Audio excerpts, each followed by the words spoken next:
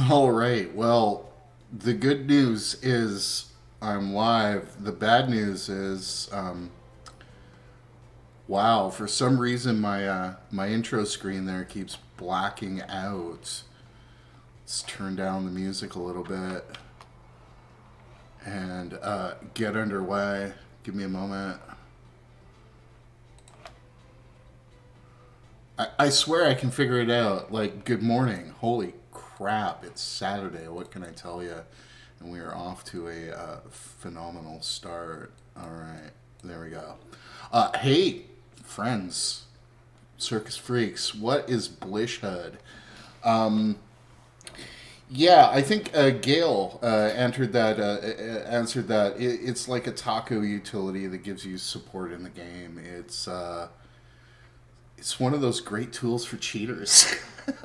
No, I kid, I kid. Basically, it does a lot of things. It gives you a lot of information, and I don't use it because it just kind of killed my immersion a little bit. Those tools there. Brant, good morning. Um, yeah, very evil. Um, there we go. Very nice. Gail says a crutch for the lame like me. I'm not sure if I would call it a crutch. I think there are a lot of people that are using that, in high end. If I'm not mistaken, Blishhead also gives us the ability to do some things like timers for mechanics and stuff in raids, etc. So I think it's kind of a big news tool at this point, though. I'm not the one to ask. I'm not the one to ask. I used one of those, what was it, augmented Tyria for a while, and I'm not even sure that that's still a thing. Give me a couple of quick seconds. I'm just going to cough. Um, I used augmented Tyria for about a half hour, and it really just felt like cheating, to be honest with you. Um, it was just, a little too delightful. I'm sure you could probably get your world complete done in about 5 hours with it, from zero, but that's just not kind of the way I would enjoy doing it personally. And it's just an enjoyment thing. Yeah, there are a lot of packets you can install on it that do a variety of different things. You know, and I'm not gonna say don't use third-party extensions because, as you see, my Arc DPS is right here, and I rarely play with it off. So yeah, kind of cool stuff. Catch back up here. Give me a couple of quick seconds. I think if you just Google Blishhead, Cattywampus says Taco has help for raids, where to put markers and stuff. That's another good point. Yeah, yeah. There's a lot of interesting things that it'll do. The third party add-on scene in Guild Wars 2 maybe not as big as some of the other games for a number of different reasons. The popularity of the game obviously has something to do with it, but I think that the game has never really kind of attracted the hardcore development community the way that other games have, and I think it's probably just a popularity. Which is not to say there aren't some fantastic tools. I absolutely use Arc. I absolutely use the healing stats plugin. What else am I using? I'm using a few different Arc temp plugins, if I'm not mistaken. Let's take a quick look here. So let's go under extensions. I'm using healing stats, the food reminder. I was using the scrolling text. The scrolling text is really good. I just don't have it configured, and probably not great stream content, but I've used it at points. Scrolling combat text, probably one of the more useful little bits that you can add to your arc. And I also use the boon table. The boon table is really, really nice in group content to see what people are doing. Good morning, Licentian. See you in the guild chat there. Absolutely. Thoughts on Reaper nerfs? What Reaper nerfs? I have not heard about any Reaper nerfs. I thought Reaper got a little buff in the last patch. But I have not heard anything about any Reaper nerfs, to be honest with you, Jean or Jean, whichever you go by. If you are in need of a little bit more information on that, I'd love to hear about it. But my understanding this week was the big news was getting whatchamacallit back. CMC is going to be the new head balance dev, which is good news as far as this game is concerned, really. It's a post on the forums about Reaper nerfs. Okay. I wonder why. Never seemed to be doesn't seem to be in a bad place. Caddy is just going to link me to this. Give me a couple of quick seconds here, and I will take a look at this. This is the update on the... Yeah, okay, now I read this a little bit. I'm just going to go over this. Reading here. Yeah, CMC stuff due to the leadership change, information about upcoming balance patches. I don't see anything here about any kind of Reaper nerfs, though. Doesn't really say anything specific as far as I'm seeing. I don't know. Maybe I am missing something. Did Josh post something else in here? Let's take a look. Yeah, no, there isn't anything in there. I don't know. Let's take a look at what the chat has to say. So I started crafting my arena. Oh no, Gale first. One thing I want to try but haven't gotten to is the part where you can customize range markers that match your skills. Good thing for me and my vision issues. Tell you what I did for myself and my vision issues is I finally started using glasses in the last month. Made it as far as I could without the glasses, and that helped for my vision issues. Ronnie says, I started crafting my Arene Scepter. Oh my god, I haven't done any of the Arene weapons. I am slowly working on HMS Divinity.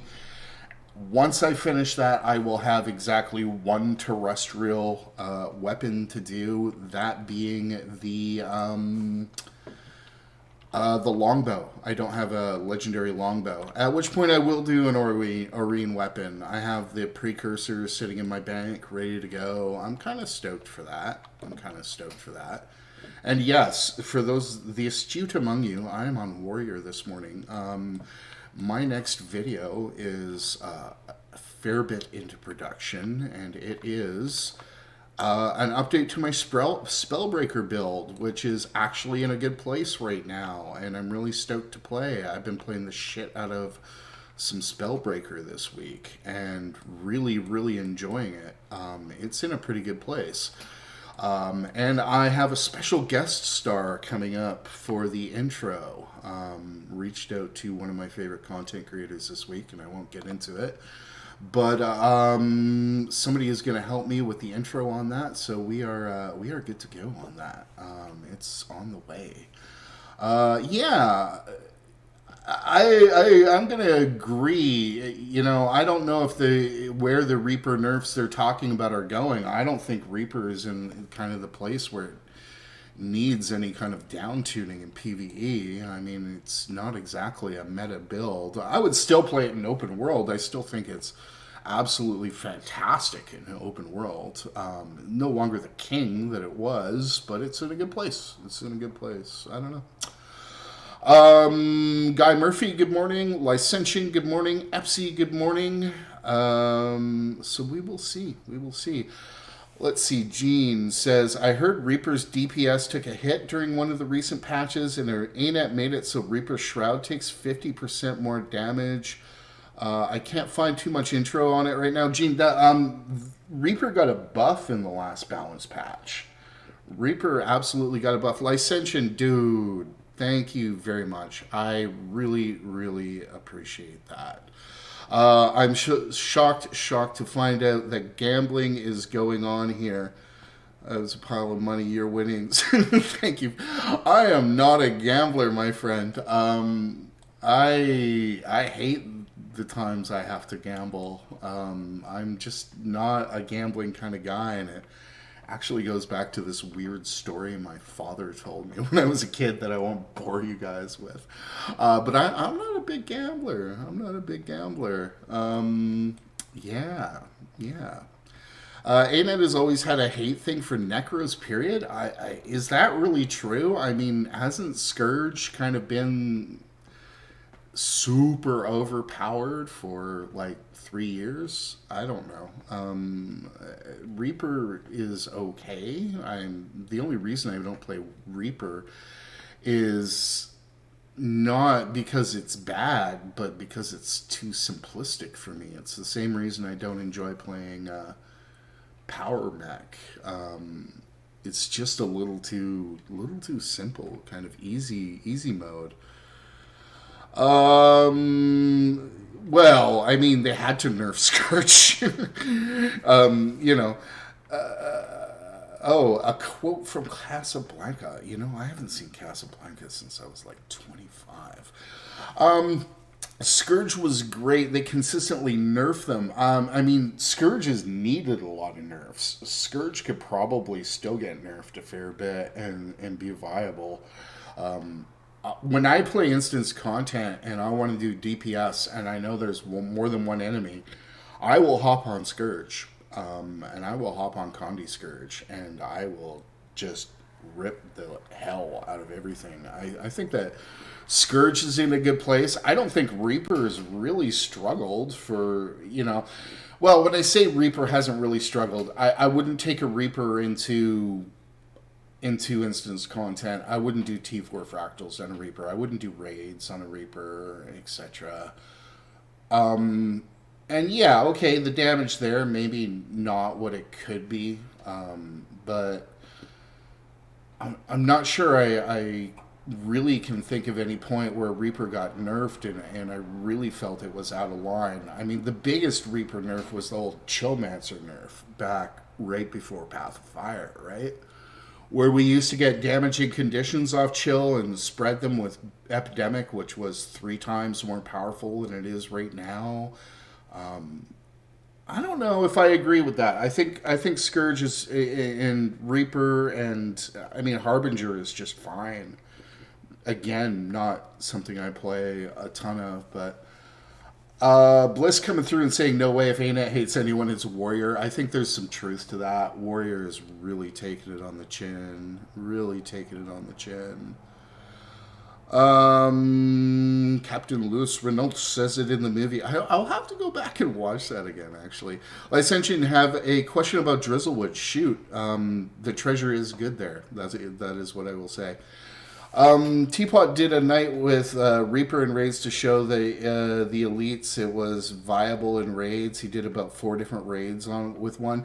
I mean, there's a lot of truth to that. The only problem with Teapot doing that kind of stuff, and before I say anything, I have absolutely nothing but respect for the man and his hustle and what he has to say. Is that when you are getting a group of 10 raiders who are really, really good at raids and who do full clears every week, and they hop on meme builds, you do also have to factor in their skill and their ability. And I think another good example to that side is the Lord Hyzen thing, where Hyzen can go out and solo legendary bounties on all these crazy builds he makes and stuff like that. But there's a skill factor involved there. And I think that we need to kind of keep that in mind. And yeah, I mean, I think it's cool. There was one day where Nike put up this off-meta challenge for Teapot, where he had to have like 3 Rangers and captain's gear and stuff like that. And it was absolutely hilarious. And yeah, and they can full clear it. And I think it does prove a point. The other thing we do have to keep in mind, though, is that those people understand those mechanics, and raids in Guild Wars 2 is really a mechanic heavy kind of thing. It's not always about your DPS. It's about managing those mechanics, and you can manage those mechanics in a lot of off meta builds. I don't know about ANET, but I have a personal disdain for Core Ellie. I don't like the horizontal DPS meta. What is a horizontal DPS meta? Brant, I don't know what you mean by horizontal DPS meta, but I'm intrigued at what you have to say. Licentian asking, can anyone recommend a video about how to properly loot Drizzlewood? I run out of keys constantly. Pretty frustrating to get at the end and not have the keys for all the chests. The real key to Drizzlewood, and I will set up a group here because there are people around. I see a person over here. We got Licentian. I will add Licentian to our little group. Let me head over to Drizzlewood and kind of get a really good idea about that. I'll put on some Guild Wars music instead of this Lord of the Rings stuff, and we'll take a look. The real key to Drizzlewood is making sure you do both parts, to be honest with you. Let's kill the Riders of Rohan here, and I'll put the game music up here in a second when I load, and we will, okay, understood now. Okay, so when we look at Drizzlewood here, let's get the music up in game, because we like that kind of thing. And really, you know, if you've done this a fair bit, you understand that you've got your top meta and your bottom meta, right? And so basically what I found the key, the real key to making sure you have the keys, and you see what I did there, is starting from the beginning. And I will even run this south meta a few times without running the north meta. The reality is the south meta, if you are doing the south meta from beginning to end, is really where the money is. Just doing the south meta. You'll get a lot of keys for doing the events down here, and I think that that's really the play. The other thing that you get while you're doing Drizzlewood is those boxes full of crafting materials, etc. The Blood Legion, the Ash Legion, etc. Those are going to be actually your big money here. And, you know, some of the gold-making people, some of the people who are a little more focused on making gold in this game than I am can correct me if I'm wrong, but my experience says that the south meta is more profitable than the north meta. The north meta is kind of, stacked for the final encounter where you get all the chests. But when you're going through here, it was always my kind of understanding that the real reason you went through all these north meta events was just to collect the fucking stuff for the otter, the little otter bits. So that really is kind of my big takeaway on that. And when I was looking to make money, what I would actually do is I would just do the south, and when the south ended, if I didn't need my pieces for the otter anymore, is I just go and find another south meta. It really is kind of that simple. Once you've done about 3 or 4 south metas, that becomes a little easier. The other thing to recognize about the keys, and let me just see if I remember how to do this. Yeah, so the other thing to kind of remember about the keys is to buy your extra keys down here after you actually finish these events. One of these guys becomes a vendor here, and let's see if we can strike it up, and you can buy cash keys here. These cash keys get exponentially more expensive as you are going on, but going, like, at this point, you know, I'm still sitting on 12,000 of these war supplies. I can go through here and buy a fuck ton of these keys, right? So I can buy the first bit, then I can buy them at the second amount. So really, if I've got the war supplies, finding the cash keys is fairly easy, because I can go through to each of these at this point and just go buy some more keys. So that is kind of what I would do to address the problem. But again, you know, Speaking from experience, I think that really the big money here is in the South End, anyways. Particularly if you're trying to make legendaries. Yeah, not a problem, Licentian. Yeah. So again, each of the areas that you liberate. So as far as I'm understanding, and somebody again can correct me if I'm wrong, you're going to liberate 6 areas during the meta, the South meta. And those 6 are all going to have one of these vendors.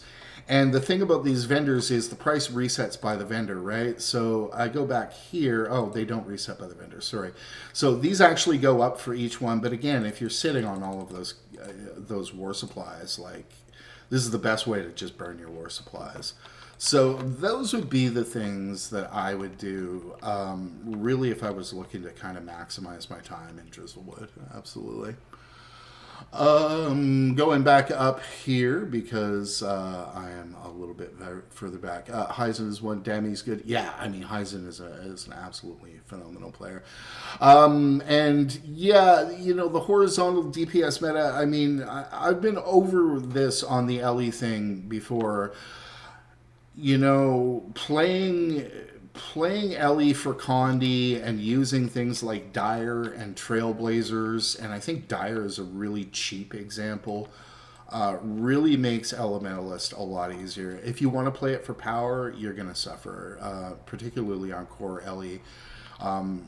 When you get to the elites, you get some ability to really kind of push the survivability of Ellie a fair bit further, and Weaver's got that ability where if you start pumping things like vitality into the build, I think you start seeing a lot more benefit for the time spent. Let's just make sure this is still working. It is. Wow, we have the technology. Look at me. So yeah, I've said this about Ellie before. If you're going to put it in all power gear, you're going to suffer, but you're going to run into that problem on a lot of different classes. If you play Ellie for Condi, you will get a lot further, a lot easier.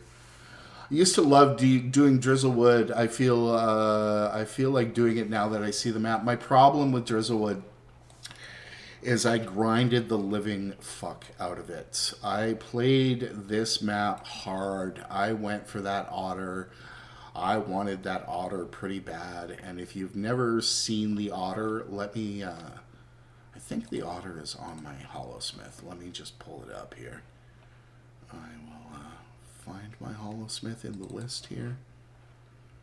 Pretty sure I put it on my Hollowsmith. So if you don't know what I'm talking about when I say the otter is a infusion that you can gain here. Let's just see if I actually have it on this character. I don't want to obviously spend the entire stream looking through all my yeah, here it is. So if I remain idle here in a few seconds, my otter will come out and we'll definitely take a look at that. It's gained in Drizzlewood by doing a lot of Drizzlewood, and it burned me on the event. It really did. There he is. Hello, swimmy boy. There he goes. And it's probably one of the nicer effects in the game. It really is fantastic, particularly when it comes to earnable effects in this game, which are at a premium at points. It's midnight. Yay, I'm going to invite Midnight to our party.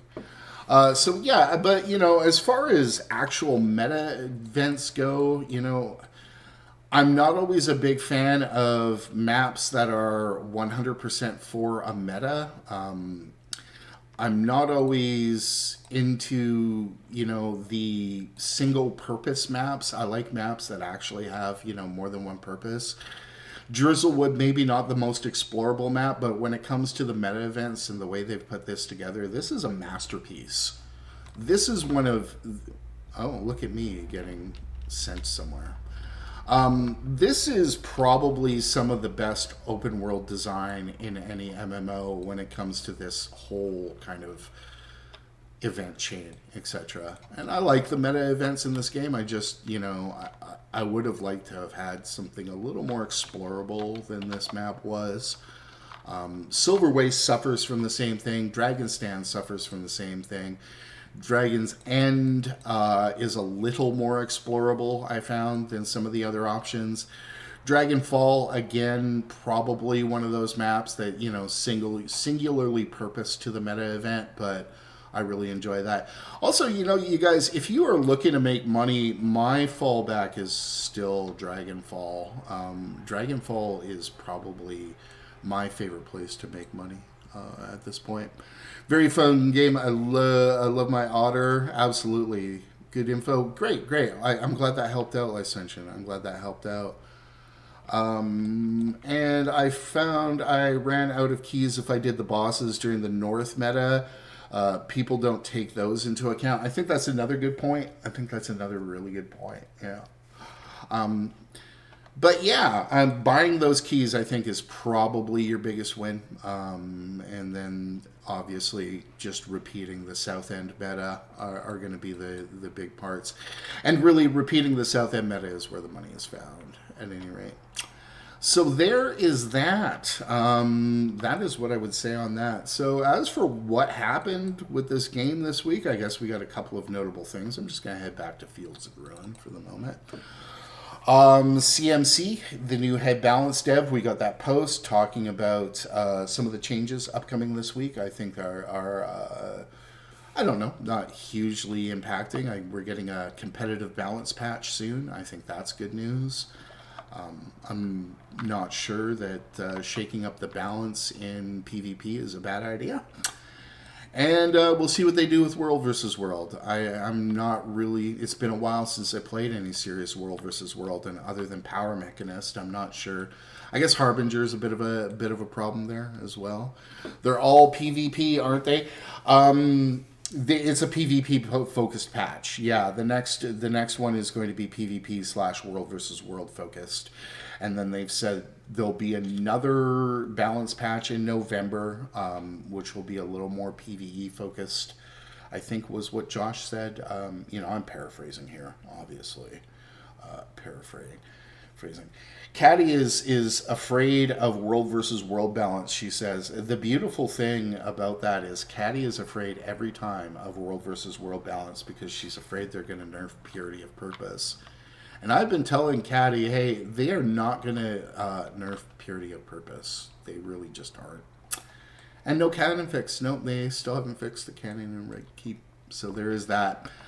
The other thing is, I guess we get another episode of the story on Saturday. We get our new... wow, that is a nice mount. We get our Living World Season 1 update this week.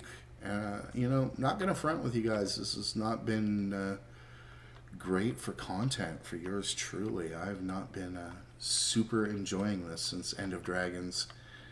Thank you. This is my Spellbreaker. There are many Spellbreakers like it, but this one is mine.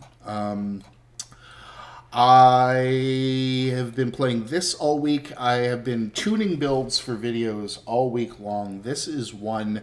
The other one that I spent a very significant amount of time on was the Renegade. Gail's Renegade build that she kind of hit me up to. I spent a lot of time on Power Renegade this week in open world, tuning Power Renegade. And it was absolutely fantastic, to be honest with you guys. And I'm not sure I'm going to video it, but I'll put it up here for everybody. I talked a little bit about this in the Discord this week. I'm going to bring this up and give you guys a bit of an idea here about this one. Couple reasons why I may not do a video on this one, but it was one of the more interesting buildcraft bits that I've done in the last little while. And this is Power Renegade, which is not something we usually play. It is sword, short bow.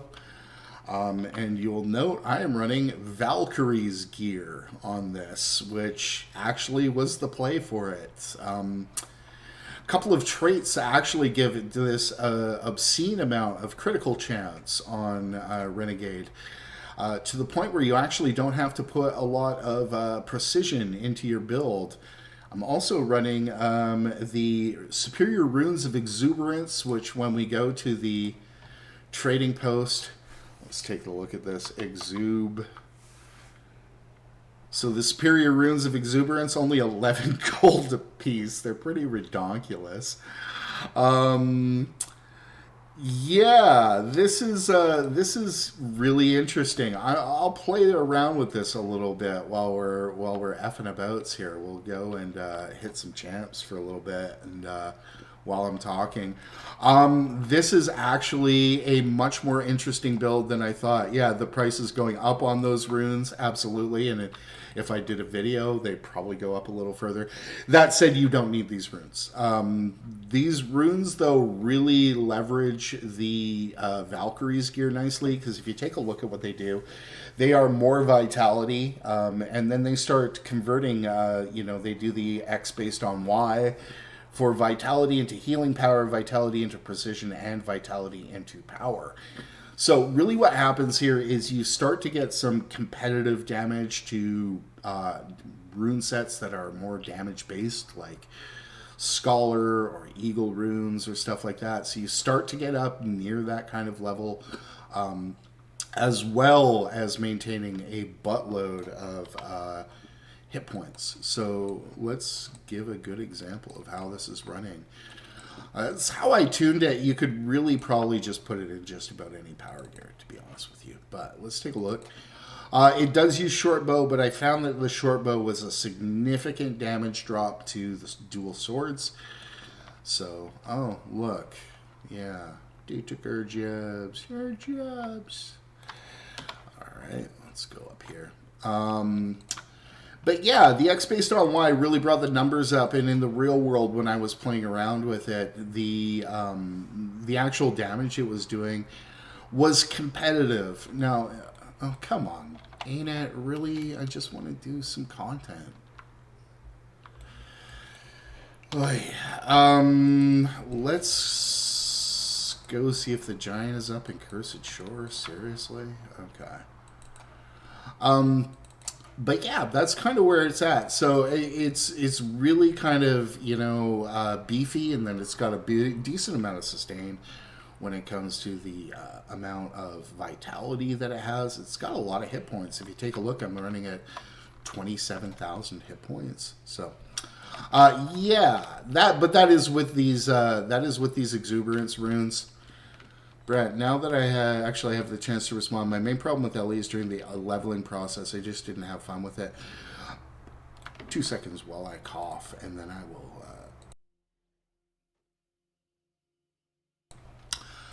You're not wrong on the leveling process. You're absolutely not wrong on how brittle LE is as it's leveling. Absolutely. But, I mean... the leveling in this game, I'm not sure. I mean, I want to qualify just about everything I say here at this point, because it's been a while since I leveled an Elementalist. I mean, I leveled one tune to the cap about 4 months ago. But that was a Necro, and Necros are pretty easy and pretty beefy and pretty sustaining, etc. I have not leveled an Elementalist since my first one, and that is about 5 years ago. So, not really the best litmus test on that. Still no content. Did we just hop 3 waypoints? We absolutely hopped 3 waypoints, and we're gonna hop another, because ANET is really giving me a hard time with the content this morning. Let's maybe hop back to Crystal Oasis and see what happens. Seriously.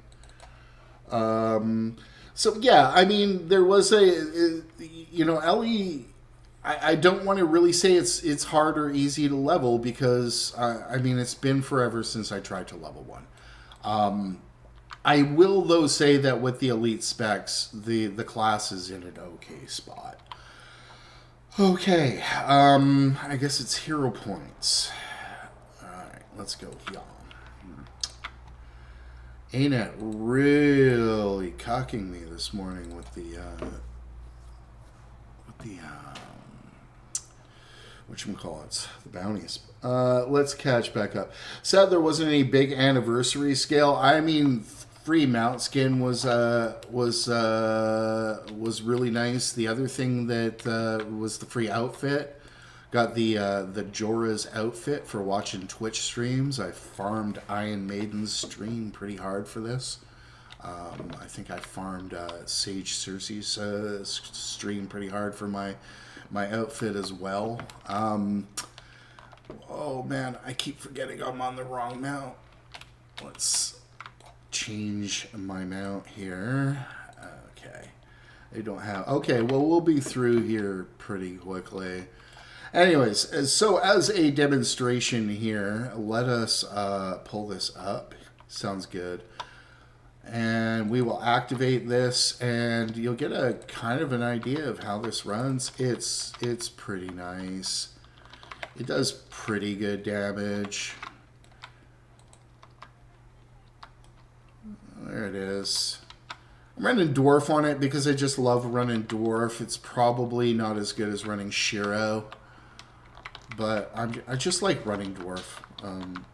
And I realize that's a mean answer to a big question, but... So you can use the short bow. The short bow is okay. It's not awful. I really, before I kind of, you know, make up my mind on this, I'm going to run hammer on it. We'll see what happens, but... Yeah, it's not bad at all. Not bad at all. Those numbers aren't bad. And, you know, the damage is there. So there it is. Let me catch up with the chat. Really like the Jorah outfit. Yeah, the Jorah outfit is really good. I've been playing my Ellie with Weaver Viper. It's interesting. Yeah, my Weaver, you know, I run Weaver and Trailblazers, to be honest with you. I'll run a Condi Weaver and Trailblazers. I will sometimes run Weaver in Marauders. I just, you know, Weaver really shines when it's just a selfish DPS spec on the line in a, whatchamacallit, in a group. I think Weaver is really good there. I get that. I just can't do it, especially when I remember how fun my Ellie was in the first game. If it wasn't for how squishy it was, I'd be fine with it. You know, it's not an uncommon complaint, Bryant. It really is. Yeah, Midnight, we're just going to grab a couple more hero points and we'll head back to the desert. Really just as a demonstration of this build more than anything. Let's get this mushroom here. We'll head back and hopefully those bounties will be up after this. But as you see, you know, the damage is there. And the survivability is there, more importantly, for a lot of people. And it's kind of nice to just run a build that isn't kind of meta, but is still really strong, you know. Again, you know, if you're running that short bow and you want to be running that short bow all the time, I'm going to tell you to run it in Condi, but it's just not awful. The swords, however, are quite good. Let's go back here and let's hope. Let's hope that ANET has decided to kind of give us some content. Craziness. I made an Ellie to get a tune on Catalyst. It was easier as an additional Ellie, but I decided that farming some gold for gear for the Cata was using my Weaver. Now I can actually play Weaver. Ah, look, we actually have some content here. Good job. Weaver, man. Weaver's one I'd like to take another look at some point. Weaver is one of those things where I kind of, when I made that Condi Weaver build, kind of put the stuff together I thought would work, and did work and did its job, but I would really like to get another kind of shot at it, but it's low on the list, I'll be honest with you guys. I'm afraid of heights. Getting used to flying and gliding in this game was a struggle. You know, the movement in this game is just so well done. So well done. Morning, Sea Dog. Morning. Welcome to the stream. Welcome as we test out some memes here. We are going to beat on Tazula Mindclouder as I am wont to do at points. So if we go in with the swords and we take a look at actually the numbers on this, you'll see that I am at 100% crit rate. In the Valkyrie's gear, you'll notice though that crit rate drops every time I dodge, and that's because of a trait in Renegade that gives us a 33% critical rate bump if we don't dodge. So we try not to dodge on this build, and we get ourselves up to the 100%. And it's kind of cool. It is kind of cool. It's not always the most easy thing to do because obviously we want to dodge at some points. But, you know, staying at 100% there is pretty nice in that Valkyrie's gear. I'm not going to front. So let's kind of come in here and do those hits. And while I'm kind of half-assing it here, you'll notice that I'm not quite keeping up with Power Scrapper. Power Scrapper's in a really good place, and that's going to be another build, another video that I put out. I'm going to refresh my Power Scrapper build, which is really in a good place right now. The buffs in the last balance patch did a lot of really big favors for Scrapper, and I think Scrapper is doing really good and probably worth just taking a fresh look at for people. But there we go. You know, not bad. Not bad at all. Biggest Weaver. And sorry, in the meantime, I'm considering Shortbow Spectre. Spectre is cool and all, but I love Shortbows. I was playing with Shortbow Spectre, Brant. The problem I don't like Spectre. I'm not afraid to say it at this point. I want to like Spectre. I really want to like Spectre. And Spectre isn't bad. Spectre just doesn't grab me, which is funny because it was, without a doubt, the most anticipated elite spec from End of Dragons for me was Spectre. I was like, Support Thief. Oh my god, I want to play Support Thief. I want to make all these builds with all this blah, blah, blah. And I got my hands on it, and I just didn't like the way that Spectre played. Some of it is the wells. Some of it, there's a lot of reasons why I kind of balk at Spectre. But Spectre isn't bad. It's not in a bad place. I just don't enjoy it, and I wish I did. I enjoyed every other elite spec in End of Dragons but Spectre. But I have tried it with Shortbow. It is pretty good. I think really to get the real kind of benefit off Spectre, I think you got to be using that Scepter a lot, though. But yeah, Spectre is cool. I just don't enjoy it. And there's nothing wrong with that. I totally went in the wrong direction for this bounty. Good job, Mike. All right, Saturday morning. I was considering a selfish build with no wells. I think that's probably a really good way to go with it, Brant. Playing it selfishly, but then you don't get to maintain the alacrity that way. So, you know, that's 6 of one, half dozen of the other. I realize not everybody is as, you know, boon obsessed as I am. And I guess this build that I'm playing right now is a pretty good example of that. This is not like a big boon generator either. The wells are not good. I agree with you. The wells suffer from a problem that I've been kind of pointing at for the last few months in this game, and that you're spamming these powers for reasons other than they are meant for, just to upkeep a boon. And I'm just not a fan. So yeah, Power Renegade is absolutely a thing, and I would recommend that if you want to play it, you give it a shot. I'm not sure there will be a video on this. If you want to know why, there's an explanation in the Discord. But it's fun. It is absolutely fun. And, you know, there I am hanging with the Mirage and the The power scrapper there for DPS. The exuberance runes giving me some meaningful sustain. It's pretty good. It's pretty good. Going back here, biggest Weaver and Ellie tip is don't feel like you have to get good on all 4 attunements at the same time. And, you know, this is me getting smoked for reading chat.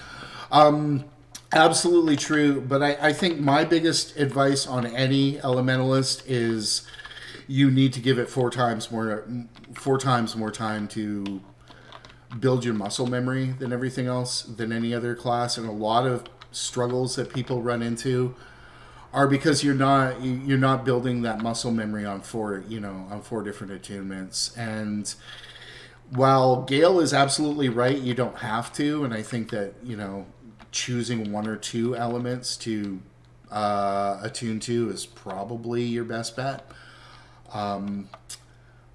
I think that really when it comes to Elementalist, I've never met an Elementalist build that didn't take me 4 times longer to build the muscle memory for than just about than any other class.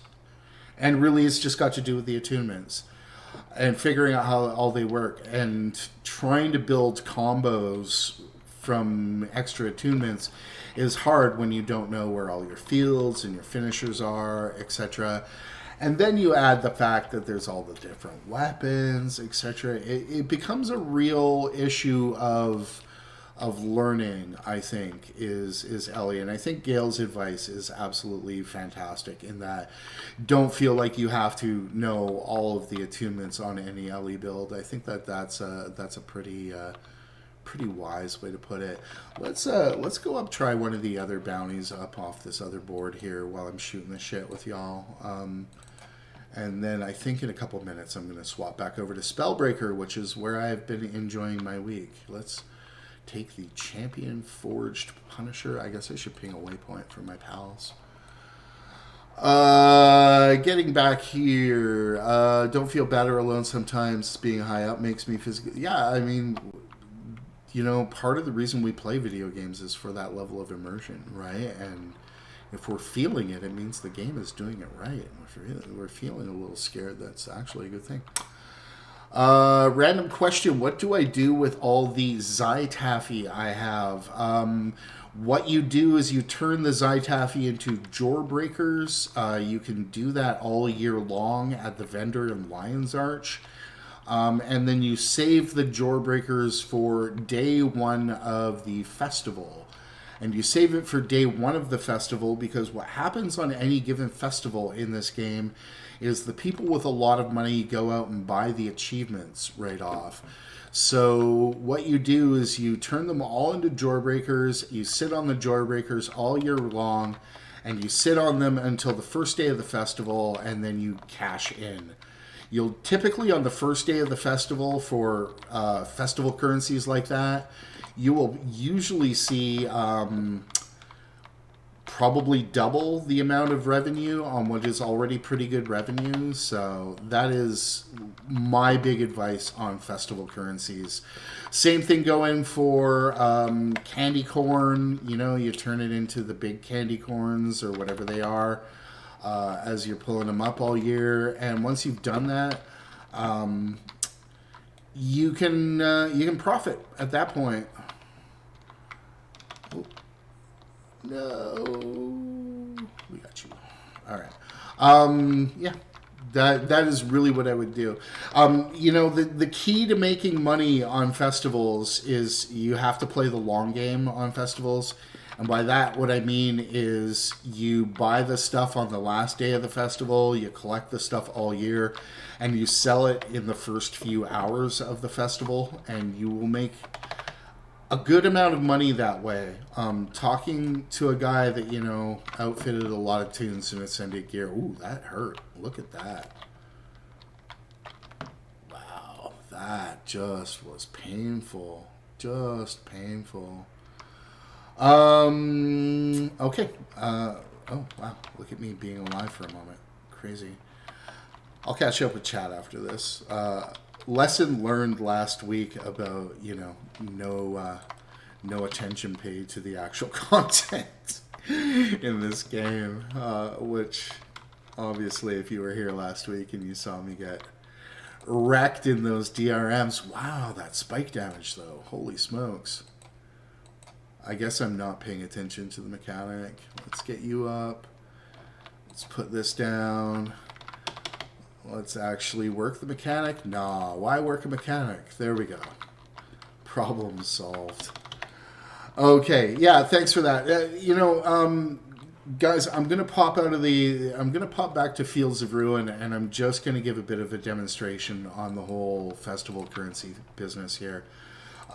So I'm just gonna pop back here, and I think maybe we'll do a couple of DRMs again this week, but I'm gonna hop on a support tune for that, and it'll probably go a lot easier. So let's just do that.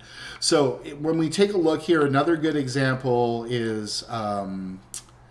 See, when we go into the material storage here, and we start looking at festival stuff, a good example are like, these chattering skulls, or the snowflakes is a prime example here, and turning them into snow diamonds. Buying those snowflakes on the last day of the festival, and then selling the snow diamonds on the first is big money. Again, we can look at the candy corn, which turns into the cobs. If I go and buy a bunch of candy corn right now, what's the candy corn going to run at? So we actually don't want to buy the candy corn today because the candy corn is going to be more expensive. But on the last day of the festival, after everybody has been, grinding candy corn all week. So we go candy corn. See, that cob there is 3 gold right now. That cob will be 5 or 6 gold on the first day of Halloween. And then that candy corn cob is going to be like 1.5 to 2 gold on the last day of the Halloween festival. So that is really kind of my big advice on making money when it comes to any of the festivals. So the Zytaffy, the snowflakes are going to be good examples, even the candy canes here. Those are kind of where I would go on that. Catching back up, juggling pianos, learning elementalists, absolutely correct. I can't help but feel while rotation is better, mashing all the buttons works on elementalist. Yes, there are some really good button mash elementalist builds. Firing all your stuff off cooldown on Condi Elementalist is absolutely a thing. Absolutely a thing. I'd want to stay in fire attunement just so I can burninate everything. Burninating the people is important. I also think that making them bleed is another really good one. And I like being in Earth. I like Earth attunement a lot. I like Earth attunement. I like that. But I'm actually going to play some Ellie when we run some DRMs here. So I'm going to switch over actually to my support Tempest. And we'll take a look at that. Just made the choice of deleting my 3-year-old Revenant because I wanted to make him a Norn instead of a Sura. Why not just have 2 Revs? Why not both? And really, that's kind of mean. Deleting a Sura is just a bad thing to do. In the chat that you guys cannot see, in team chat, Midnight/Robin pointing out that we have the ability to build those giant holographic dragons with the Jawbreakers. Absolutely, for the guild hall, those are really spectacular decoration piece. Absolutely. Just gonna check my build here for a moment. Bear with me. I just want to make sure I'm not on a world versus world setup. So this is here, and this is here. We have one other slot here, by the way, on our team. If anybody would like to come and do some DRMs on full CM, I think that is going to be the play in a few minutes. I'll probably BRB and have a quick smoke, and then we'll come back and we'll do these. But anybody out there who'd like to join us, we do have a spot available. I deleted several revs because of looks. Settled on a Silvari rev with a red tint to his bark and leaves. Haven't looked back since. That actually sounds really cool. Actually sounds really cool.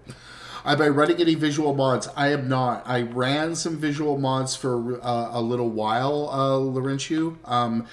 The reason I'm not running visual mods is because they don't always play well with Arc. It can really be kind of run the visual mods or run Arc DPS, and I'm always going to run Arc DPS.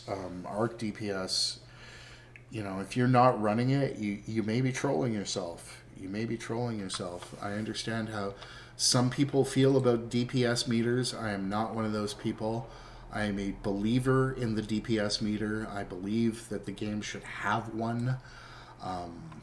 I believe that having a proper healing display would be really nice for the team, etc. But yeah, the reason I don't run visual mods is because of this. And what I will do here for you is give you an idea of my settings, my graphic settings. So I'm high on everything except for LOD distance, and shaders are on low, and character model limit always on low. Character model limit always on low because the moment you go into Lion's Arch will grind you unless your character model limit is on low. LOD distance is on low because I really just don't see a huge loss in keeping it on low, and the performance gain is there. So, you know, in terms of the fidelity, I think the fidelity is nice, but really I'm kind of set up here for nice looking but good performance, I guess is the best way to put it. So that is really that way. Does Arc affect frame rate adversely? It does not. I've never found that out. Yeah, I mean, Laurentiu, I've used those filters in the NVIDIA. I'm using an NVIDIA GPU. My problem with that is some of the filters I wanted to run didn't work under the old DX9. And I haven't really just played around with it since. Yeah, I'm absolutely... you're reminding me about that because I used to run them on my old computer. My old computer was a piece of garbage. The computer that I first started, playing this game on was not very good. And I would set everything at really low fidelity, and then I'd run the filters to make it look better. And really, that's kind of the way I went with it. If that is a friend, yeah, you can invite them. You can invite them. Relentless Nights. Yes, having a DPS meter makes the game way more fun, lets you objectively see what is better and feel good about hitting hard and making good builds. Relentless Nights, I agree with you 100%. This game particularly, this game places you in such a bubble. There is no other MMO that protects you from the knowledge of your own performance like Guild Wars 2. When I say that, you can be playing Guild Wars 2 and have no idea how you're doing and do next to zero damage, still get through the base game, still do all the meta events, and still get carried through a lot, and not even realize you're being carried. And, the good example is you can go out, hit something for negligible amounts of damage and get fully rewarded for a group event. This game, more than any other game, has so few fail states, so few recognitions that you may be doing something wrong. It goes out of its way to protect you from that. And the only way to cut through that is with a DPS meter. Other games are not like this. Other games, the single player component of them has fail states and actual, things that are hard. And this game just doesn't have that. The personal story is largely a joke. The 1 to 80 experience is not difficult, objectively speaking. And you don't realize until you get to Heart of Thorns and you spend the entire expansion on your back how bad you're doing. And if you're grouped up, it doesn't matter because you're not feeling your own lack of performance. I've banged this drum a lot, but if you're not running Arc DPS, you may be trolling yourself. You absolutely may be trolling yourself. Can't wait for Halloween. Need a loot stick build now, I guess, since EOD. Ronnie, I have 2 builds up on the channel for Halloween lab farming. I made 2 dedicated lab farm build videos last year. One is a short bow thief. The other is a flamethrower rangy. Highly recommend you take a look at those. Can you get Arc to only show your own performance? Yeah, you can absolutely do that, Gail. You can absolutely. If you take a look, and just to kind of give you an idea here, you can go into. Let me just. Whoops! I gotta remember my keys. These keys. Okay. So if we go into the interface here, we've got the ability to, very complicated wise, set different windows showing different things. And a good example of this is I can just hit this. I can make a new window here, and I can change it to, what is it going to show, who is it going to show, etc. The problem with Arc is you're probably seeing it right now. It's hopelessly complicated for this. So, yeah, you can absolutely, do that and only show your own. But part of the thing about seeing other people's damage is putting yourself into the point where you actually know how well you're doing. And I think it's important. I think it's important to actually see what you're doing compared to other people, And I realize that there's a stigma that goes with that. I think there are a lot of people out there that feel, that having their damage displayed is, some kind of invasion of their privacy, etc. And my point of view is the moment you start playing a multiplayer game, that goes out. If you start playing in groups with other people, that kind of attitude needs to be left at the door. You really, I can't think of another team activity in the world where, you want to hide your own performance from your team. I would want to make sure I was doing the right thing and performing well, rather than kind of hiding what I was doing. That's just me. I get it. Just catching up here. Dirt naps and all. Yeah, absolutely. Alt Shift T. Yeah, that's what I was doing, was the Alt Shift T to bring that up. Oh my God, I have to check that. I would get it. Yeah, those settings are a little really. Those settings are really complicated, for sure. Mirage Midnight pointing out that yeah, a lot of people do play MMOs to roleplay, for sure. But then, at that point it becomes kind of a chat program, and that's just fine. But I mean, why wouldn't you be playing Second Life at that point? And I'm not sure that this is the best MMO for role players. It's got the best world, but we've seen one emote in the last 5 years added to the game. This game just doesn't support the roleplay community very well at all. Really well. TP asking, what is the easiest class for a noob beside Necro and Guardian? If I were a newbie at this game, I would probably pick... I mean, Necro is an okay choice. I probably wouldn't personally pick Necro. If I were new playing this game, I would probably pick Ranger. I think Ranger's in an okay place. I would probably pick some of the other ones. Yeah, I mean, I get that, Midnight. And again, we're back to the DPS meter thing. I just think that the moment you start engaging in combat with other people and that becomes your prime thing, and even in meta events, I think it's important to know how you're doing. I think it's important, and I don't always agree with the way that this specific game cuts us off from the knowledge of our own performance.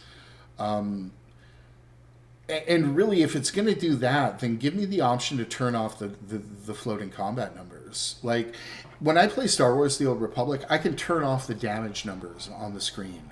And it's so immersive, and it's so beautiful, and I love doing it. And why doesn't this game allow me that as well? You know?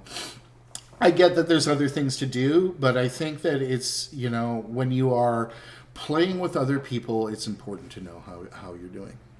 It's kind of the way I feel about it. I get the other points, and it's not a hill I'm willing to die on, to be honest with you. I would rather see myself improving to get the confidence in myself before I compare to others, since I bear my Lotro scars. And, you know, you gotta rip that Band-Aid off at some point. You just do. You just do. Oh, Midnight Arc takes very, very little system resources to run. It's really good. I am going to, however, take 5 minutes, and then we are going to do some DRMs on full CM. And again, we got one slot open. So those of you guys who are hanging around, thank you very much. I'm going to put up the same break with the whatchamacallits, with the same videos that I've been showing for the last week. I meant to get around to changing that this week, but be right back.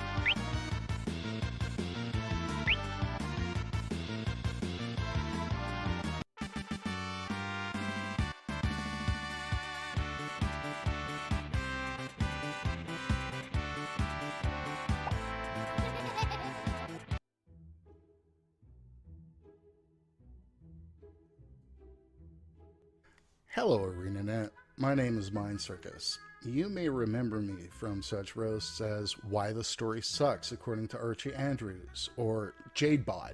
Jadebot! Recently, I found what I believe to be a bug in your game. I'm unable to choose End of Dragon stats on my stat-selectable Ascended Trinkets. Hey, I even wrote a bug report that was professionally formatted and just needed to be cut and pasted into your Jira for your software developers. Now, it's come to my attention that this may not be a bug, that you have intentionally made these stat sets available only to legendary gear on purpose. It was theorized that this is a way to drive players to the new content. The theory points to the ambiguous language used in the announcement of these stat sets. This is ambiguous language that was not present when you announced the change to stat-selectable trinkets that said stat selections available were dependent on the owned expansions. Now, as someone who spent a good 3 weeks of my playtime prior to the expansion farming up stat-selectable trinkets and armor boxes, I said to myself, my old pal Anet wouldn't do me dirty like this, right? Right? Kate, thank you. Fix it. Love you. Eckeveld Forest is great. Bye.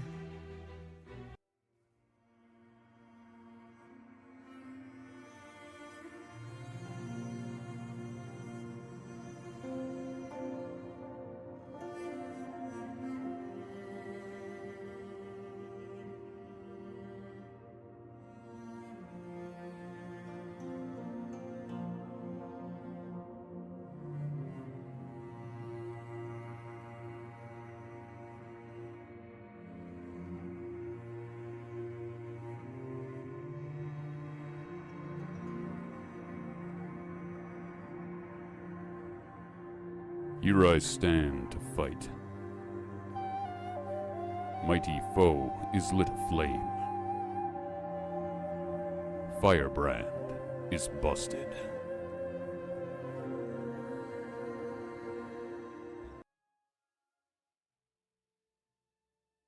Okay, turns out I left the music from the game on too. Oh, best streamer ever. Okay, good morning, my friends. Let me catch up with the chat, and then we're going to do some DRMs on CM. I will get us over to Eye of the North, and we'll do some content, guys. Bam, and then I will talk to you guys, because that is kind of what I want to do. I need my floating combat numbers to know that I've actually hit the enemy. That's a good point. That's a good point. But their health bar does show that you've hit them as well. Speaking of interface, is there any conventional wisdom about hiding parts of the in and out of combat? Licentian, I played around a little bit with those abilities to hide. The dynamic combat HUD is what they're calling it. You know, when you go into combat. The most use I've got out of that is finally learning to hide my chat box while I make videos. Is really about the only part I found that I actually use so much of this interface while I am playing the game. And a good example was when I first started, I had, the map turned off while I was in combat, and man, it made the combat so immersive. But holy crap, was that just awful. I'm just going to check my build here really quickly, because I'm not sure if I set myself up for the alacrity. I'm going to try and do alacrity. I've not done this. Why does it say Cata build here when this is clearly Tempest? Oh, well, doesn't matter. It's Tempest. Okay. Revive an ally with full health. Is this the play? I think so. Yeah, I think this is where we will run. Actually, I think I want Feel the Burn down here to up people's damage. And, yeah, we will attempt to do this while I answer, do the chat, but at least we got some support this week.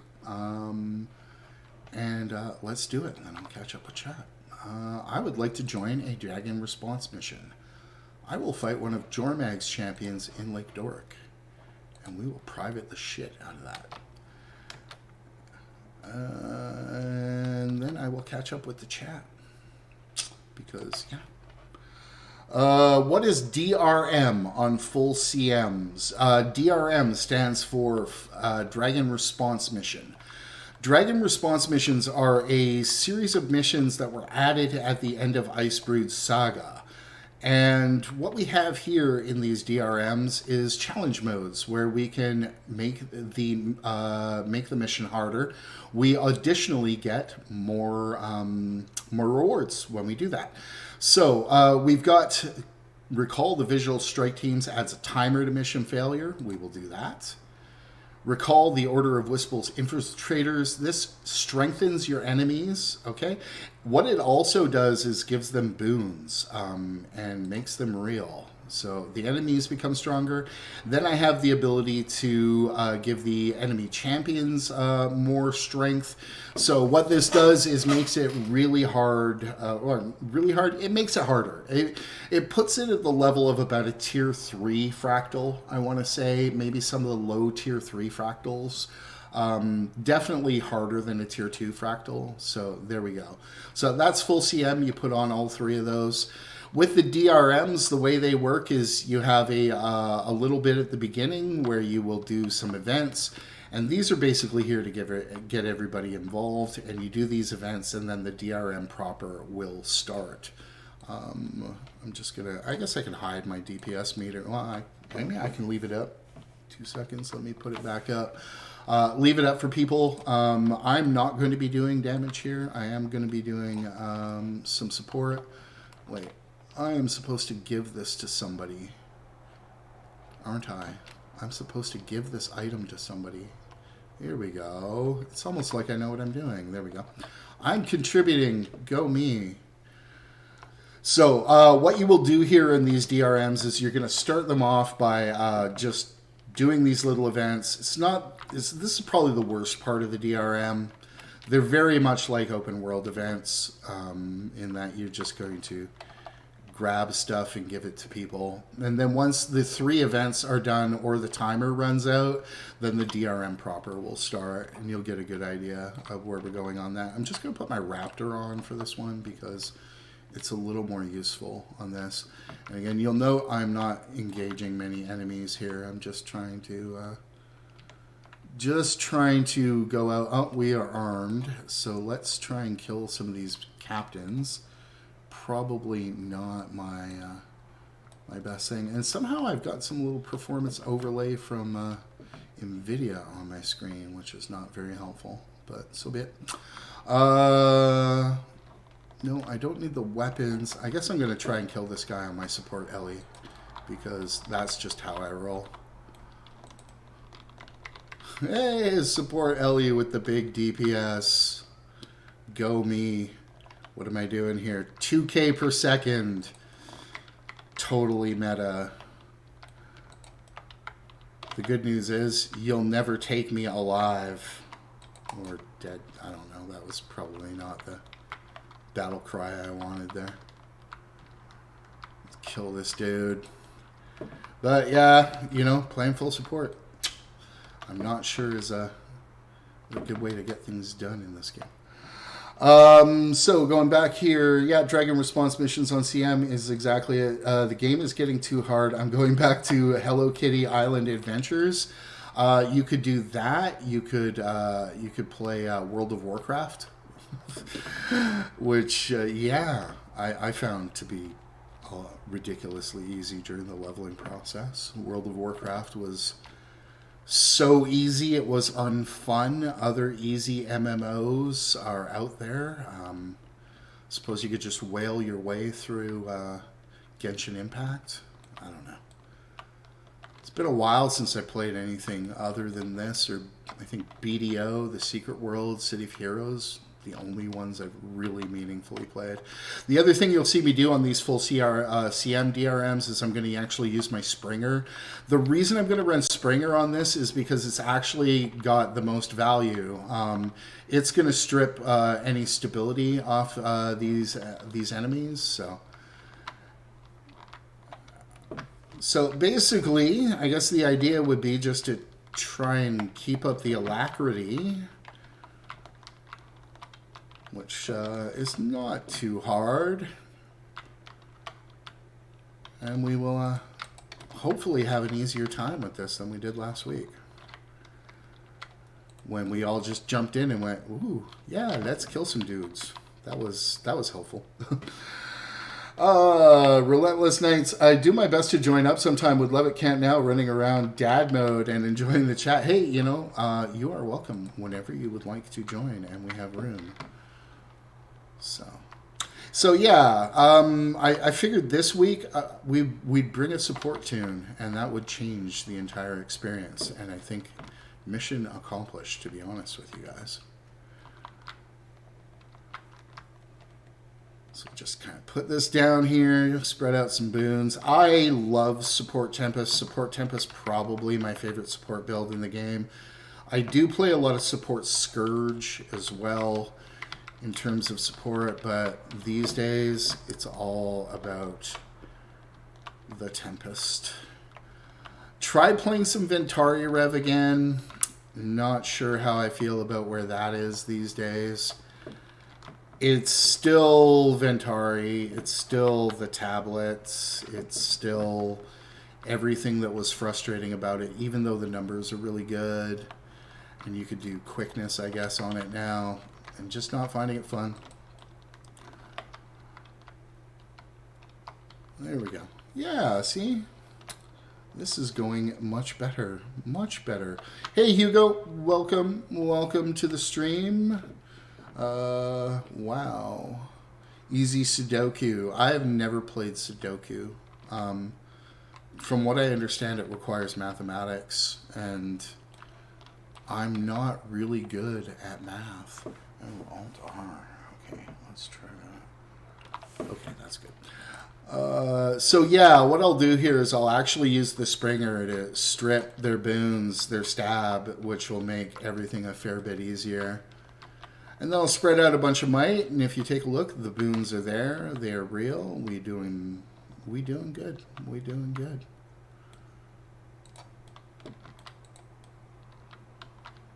Let's see. Though this will be a lot better when we aren't stacked on a boss. But yeah, the mobs in these CRMs are a fair bit more, a fair bit beefier. They do present a better challenge, anyways. Let me get over here and give some boons to other people. Have some alacrity. You know you want some. I had a nice discussion in my guild this week about what people do and do not know about getting the value from their mounts. You know, my feeling on mounts is just so... Okay, like, what's the deal with that frickin' turtle? Like, I don't know. I love the mounts in this game, but that turtle is just such a misstep.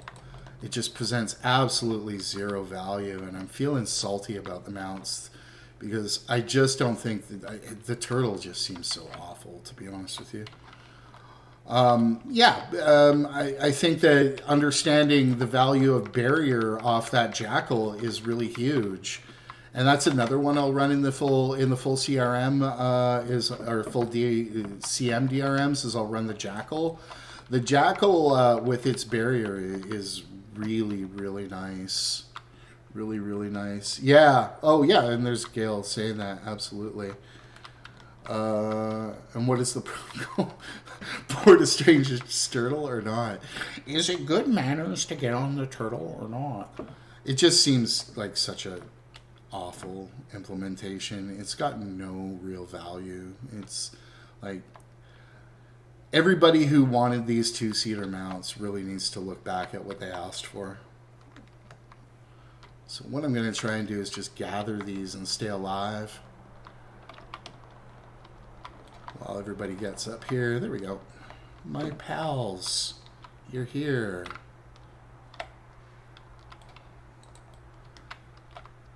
That chill is real. So the other thing that they'll do on the CM is they'll chill you pretty hard, which is as it gets further and further, that can actually be a pretty painful debuff on you, to be honest. You need the turtle for Dragon's End meta. You need some people with a turtle for the Dragon's End meta. Yeah, I mean, but what happened there with the turtle is they kind of, you know, forced it in and gave it a place that was kind of affectated. I don't know. I'm not going to bitch about it too much. I just don't feel that the turtle is a good example of design for this game. So, there we go. I will catch back up in a moment here. I found a use for the turtle in Jormag breaking down the ice wall before you attack him. Oh, okay. No, that's not bad. That's not bad. Yeah, that's not bad. I need help. I can't decide between Ranger and Warrior. I will say this about that choice, Xavier. Ranger is in a better place than Warrior when it comes to having options. Warrior these days, you know, is not in an awful place. It's okay. Ranger is in a better place. But when it comes to having meaningful build options, and when I say that, I mean, you know, you've got one way to play Bladesworn. You play Bladesworn for power. You've got one way to play Spellbreaker. You play Spellbreaker for power DPS. You can play them a little supporty with the banners for sure, but you can't run a full support warrior. You can run a full support ranger if you want. You can play Condi Soul Beast. You can play Power Soul Beast. You can play Condi Untamed. You can play Power Untamed. And when it comes to having options, I think Ranger is in a slightly better place than Warrior is. That said, Warrior's not awful. And if I'm not mistaken, Warrior is your best pure DPS right now. Bladesworn is your best pure DPS right now. And Bladesworn is hella fun. I don't want to hate on Bladesworn. I think Spellbreaker is actually For open world, it's okay, but I'm not sure I'd play Spellbreaker outside of competitive and play like fractals, you know, beyond tier 1 or tier 2. I'm not sure I'd play Spellbreaker outside of world versus world, to be honest with you, other than really wanting to specifically play Spellbreaker. I think Ranger's just in a better spot. And this is from somebody who hates pet classes. I just think it's a little more flexible these days. But if all you are looking for is simple DPS, then yes, absolutely get into Warrior and learn Bladesworn. And Bladesworn is tons of fun. Bladesworn, biggest surprise of the X Pack. So that would kind of be where I would stand on it. But if you want options on a regular basis, then I really think your better bet is Ranger. Your better bet is Ranger. Ranger is more ranged and Warrior is more melee, sort of. I think that Ranger has a lot of really good melee options. And more to the point, I think you play most of this game without really playing ranged anyways. I'll catch up with chat in a moment. I am going to try hard my support on this boss here. And whoops, by that I mean take some food and focus a little bit. And hopefully keep this from going south. There we go. So when you're playing these DRMs on full CM, some of these boss mechanics are a little hard. This isn't one of the harder ones, not going to front, but it's still got some it still requires a little bit of skill, you know, still requires a little bit of skill, but try and stack, and I think we should be okay. Make sure you hit your dodges on this one. And we should be all right. It's also really important to hit the break bar sequence on this one, so. Who knew? Bringing support makes the game easier. Bringing overpowered support, even better. I can't tell you how happy having Alacrity on my Tempest makes me.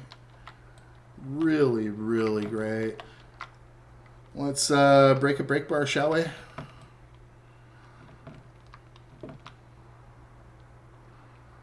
Break it. Break it. There we go. And feel the burn down. Let's get some might on my homies. Maybe a dodge every once in a while, and we're doing all right. We are doing all right. Good job, Savages, on the damage. Check out Caddy with the hard carry. 22k DPS. That's not bad. Not bad at all. And sustained even.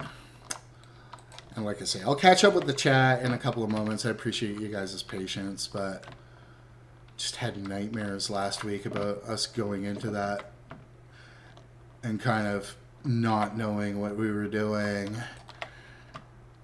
And there we go. Maybe I was the illusion all along.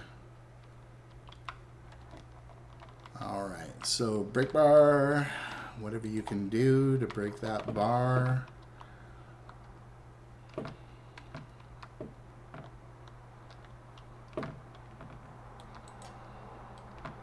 And none of my good cooldowns are up because I am not keeping my Alacrity up very well, am I? Oh well. So be it. We're golden.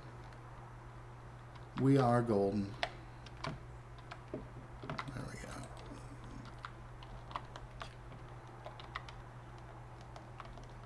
go. A little bit of a fire field for my homies. Some more Alacrity. Let's get the heals back up. Oh, that did hurt. Suppose I could just signet that, right? There we go.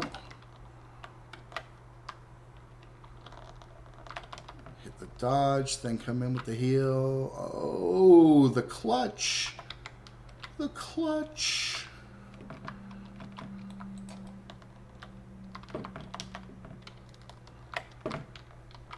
And for those of you wondering, this is just Tempest and Mistral's gear. And it kind of has all the tools you need for, you know, smooth fun. You know, says the guy who let his pals die. But, you know, so be it. Let's get that down. That's going really smooth, though. I'm pretty happy with that.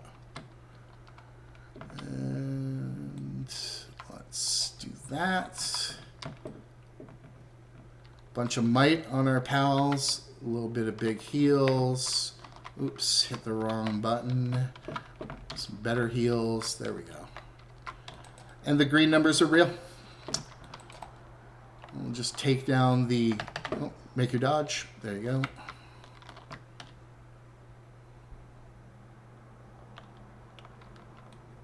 Anybody interested in support at all, I highly recommend Support Tempest. It is pretty simple, really kind of fits the combat style of this game, you know, and I go back to Ventari when we're talking about playing a healer in this game.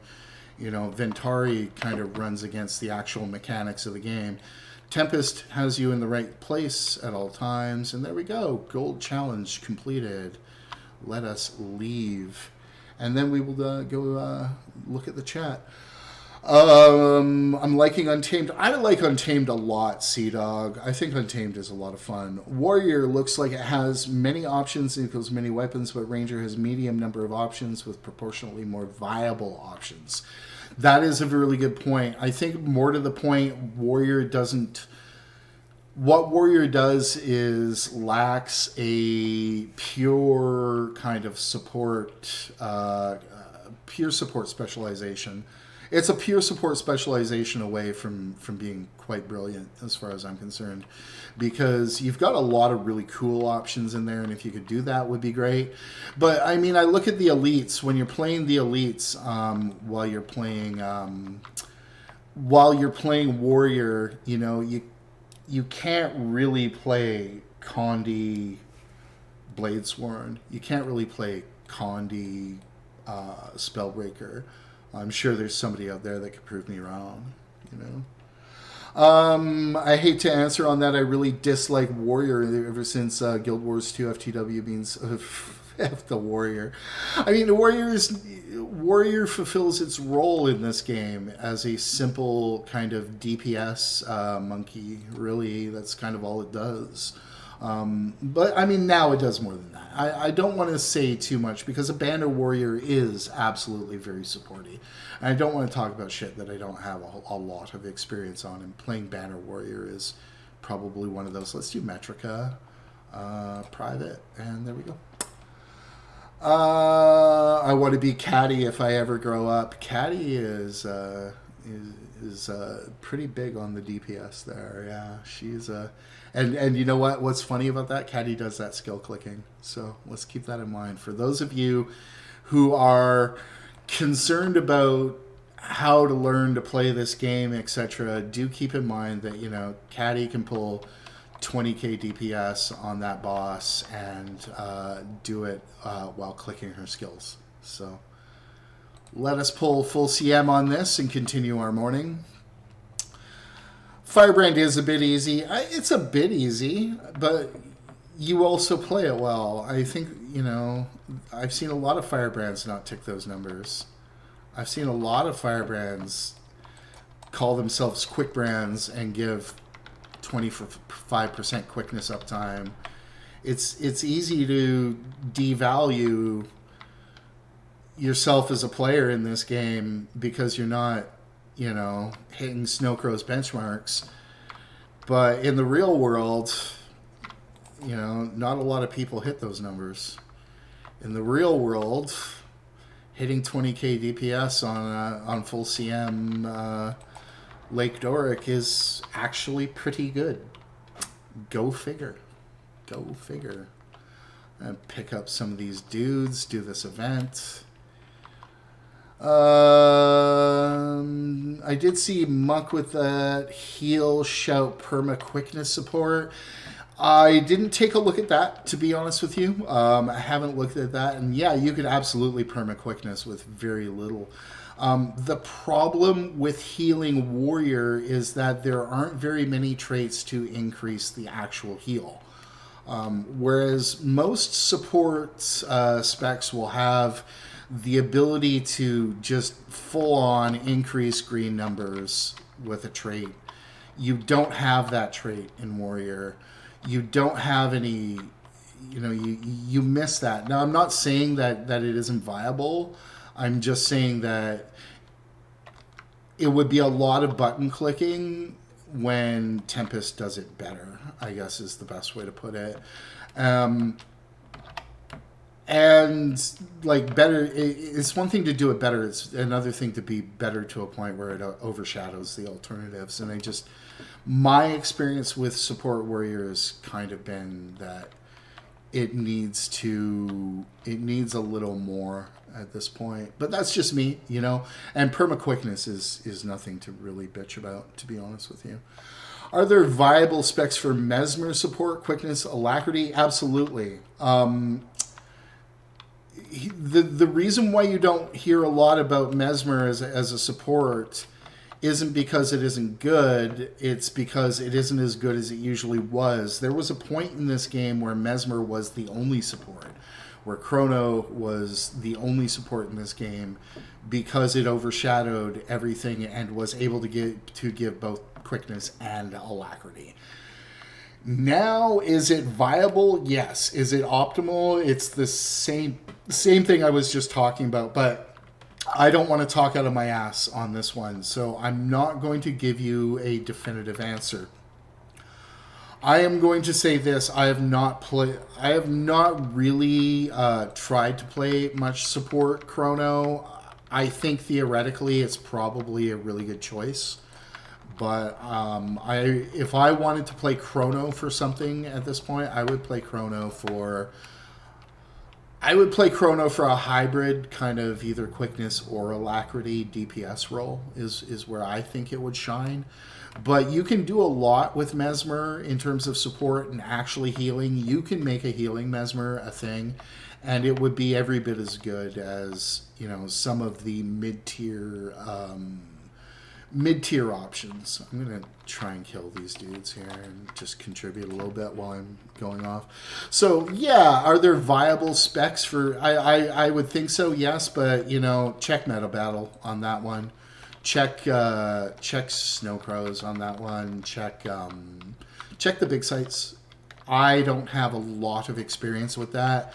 And, when we're talking about Mesmer, we also need to keep in mind that two of those specs on Mesmer are 100% selfish DPS specs. Like Mirage and Virtuoso are absolutely selfish DPS. Yeah, Muck is good at that. Muck is a hero. He's a grinder, man. He's a grinder. This week, my Hollowsmith quit letting me quick skills. Death was a quick rude awakening that skills weren't firing. Fixed him up. Hollowsmith quit letting you click skills. That sounds painful. I don't know. Like you guys can see, I don't do a lot of skill clicking. And I've said it before. I will say it again, and it bears really repeating that you can play this game at a pretty high level without having to keybind everything. And if you're just clicking your skills, that's fine. The game, though, becomes easier when you hotkey. The game becomes objectively easier when I don't have to pull my mouse down to the skill bars to set my power off. The game actually becomes easier. It is objectively easier to play this game by hotkeying. That is made more complicated if you play a lot of ults. If you play a lot of alts, it can absolutely be problematic to build a lot of different muscle memory. And if you're not playing the game a lot, that can be an issue. And that would be a reason why I would skill click. And, I've been pretty candid about this. I clicked my skills for about the first year and a half, 2 years I was playing this game. I hold no grudge against anybody who clicks their skills. Keyboard turning, however, you must stop. You must stop now.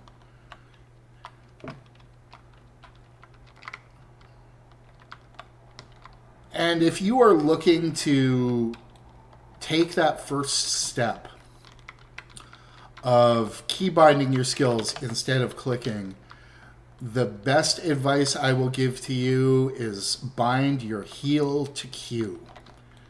So right beside that W that you push forward on, put that heel right there, put your heel on Q.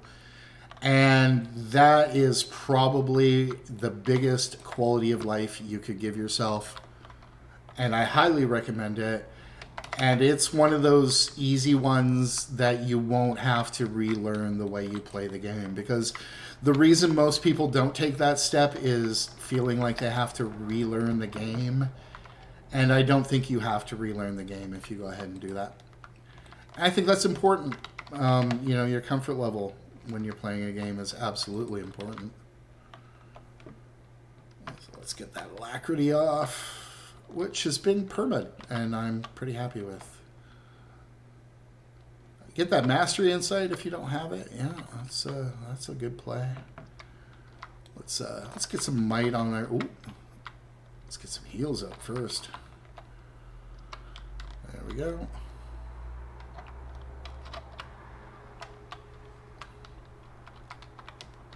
I do have my F keys bound. Wow, Caddy, you bound your F keys. What made you do that? I kid, but like I say, I just want to point it out. If you ever want to, easier for Rev, easier for Elementalist as well. Easier for Elementalist. But like I say, if you ever just want to take those first few steps, start with your heal. Start with your heal and your favorite utility skill. So I have my heal on Q, my favorite utility skill on E, and that really makes a huge difference. Definitely invest in an MMO mouse. That is another good one. If you're really playing a lot of MMOs, I would highly recommend the MMO mouse. I don't use an MMO mouse. I do, however, have a mouse that has a few extra buttons on it, and I use those. For example, my mouse button has a mouse 4 and a mouse 5 right along the side, and I use those for my weapon swap. Binding your weapon swap, also a really big one. I think particularly if you're first starting the game, a lot of people will camp their favorite weapon just because they find it hard to swap weapons, and there's nothing wrong with that. But again, not having to click this button down here is immense quality of life. I hate that the key skills and the function keys are variable between classes. F5 for Holosmith. Well, I mean, the other side of that is those are all bindable. Those are all absolutely bindable by yourself, and you could change those whenever you wanted. I'm going to rebound that and give everybody some might. Stack that might, and then I'm going to go kind of into my healing stance is what I do with this. And just keep up those green numbers. I'm going to pop into 5 just for some CC, or 4 into air for some 4, but mainly I'm just going to pop that to keep up the alacrity. And then if I go over into Earth, I've got a whole lot of protection I can spam, and again, the protection and the alacrity is there. Wash the pain away. Probably one of the best heals in the game. Probably not, if not one of the best, the best. One of the best, sorry. I don't even know what I'm saying. I'm just talking shit. And not standing in red circles. That helps too. Do the heal. And that, again, this is not a hard build to play. And I am going to say, hey, Gail, if you ever want to go into raids and play a build that You won't die on lots. Play a support build, and if you want to play an easy support build, Tempest is a really good choice. Tempest is a really, really good choice. So in this little part, definitely we're going to get on these springers because we're going to have a break bar here on this boss down here, and we'll want to nail that in pretty short order. There he is. And then I will catch up with the chat in a moment. So where are we here? But I think, you know, going back to what I said about DPS meters, if I wasn't running one or didn't have access to those numbers, I would really question what I was bringing to the team. And I think that that's, you know, knowing what you're doing is half the battle, according to G.I. Joe, anyway. But who knows? I just got dependent on F1 and Shroud before I started playing a Hollowsmith. Yeah, and you know, the muscle memory is a problem when you're swapping between alts, but that is... I don't think that there's a way to uniform that kind of access when all of those elite specs functionally are doing such different things.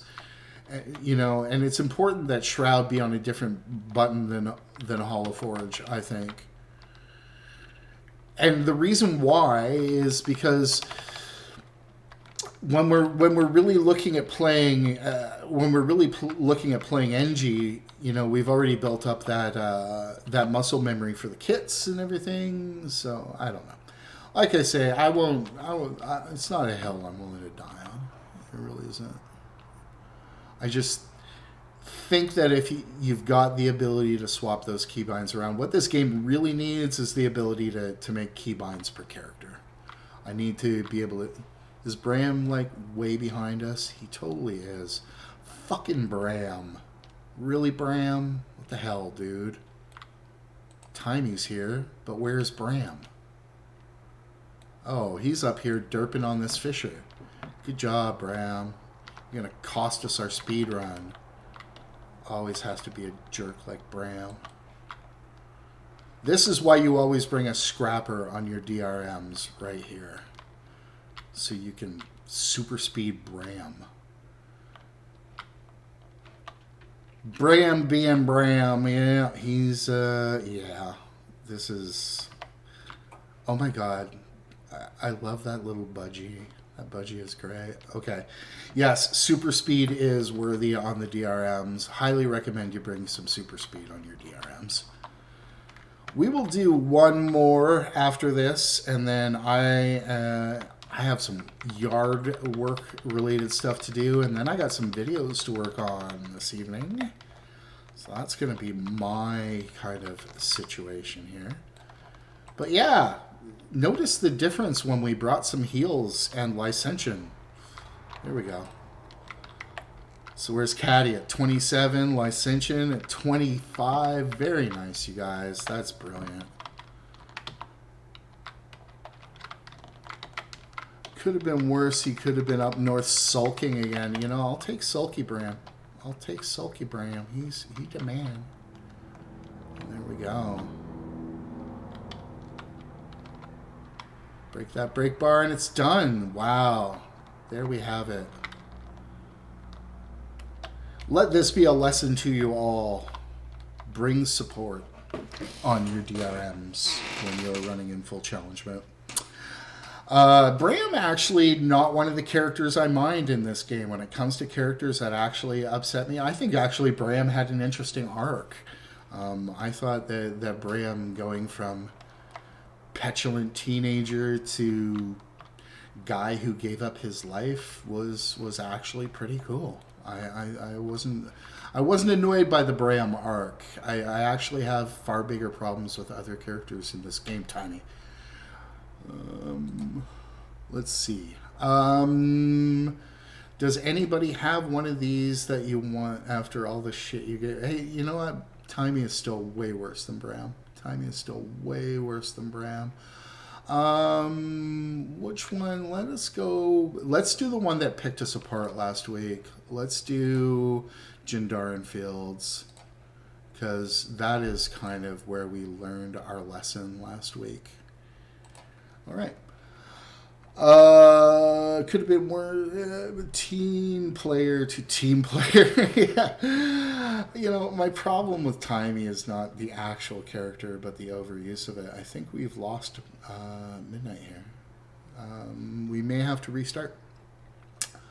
Let us see what happens here.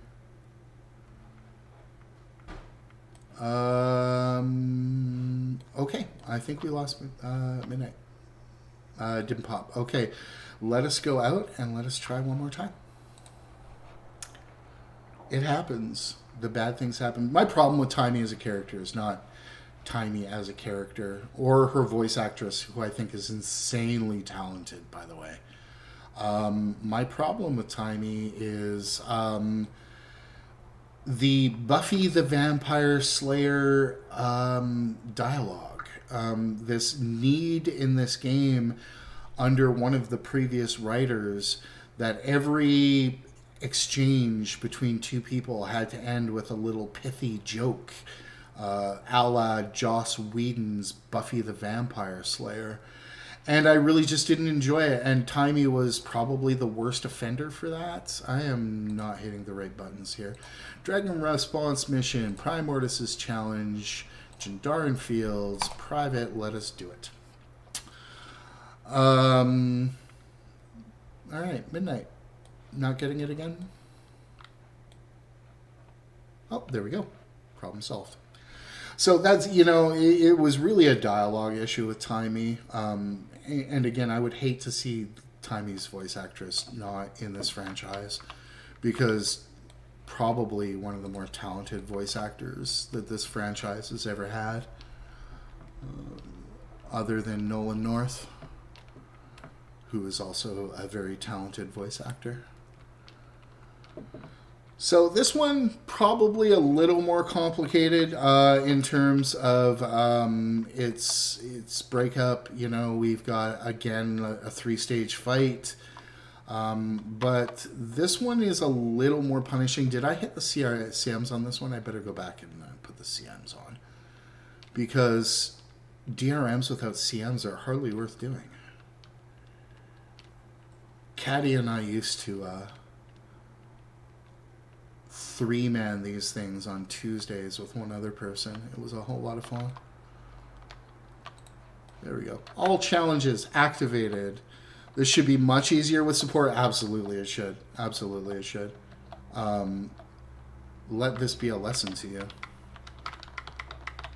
I think everything is easier in this game. You know, the thing about Guild Wars 2 is its support options tend to be pretty busted.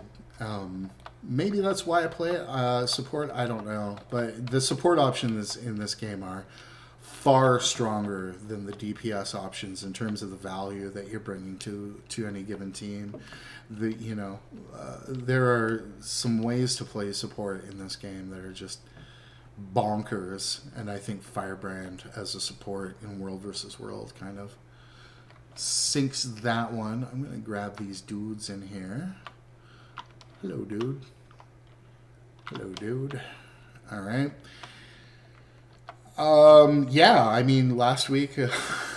oh, I left the stream last week going, wow, I have no business making videos. That was pretty bad. There we go. And what do we need? 4 more civilians. Fire. Oh, we haven't put out the fires. Gotta put out the fires. And me not willing to get off my my Springer. What can I tell you?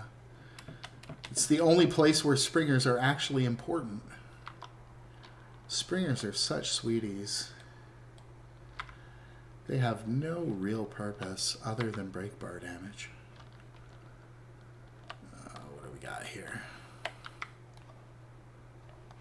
And so 1 more civilian. And let's kill some dudes.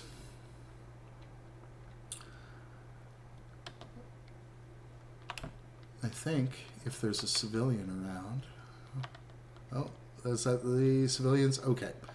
So let me gather up some dudes. If you guys want to come to me, I will get these guys. I'm still holding my bucket. What the hell? It's Mr. Bucket. Wasn't there an old kid's toy called Mr. Bucket? Why am I remembering, like... Yeah, there was. Back in the 80s, it was a kid's toy called Mr. Bucket. Oh, man, I sense an intro coming. Holy smokes. Man, we had some crappy toys in the 80s. I'm not sure it gets worse than Mr. Bucket. All right. Oh, a bunch of dudes over here.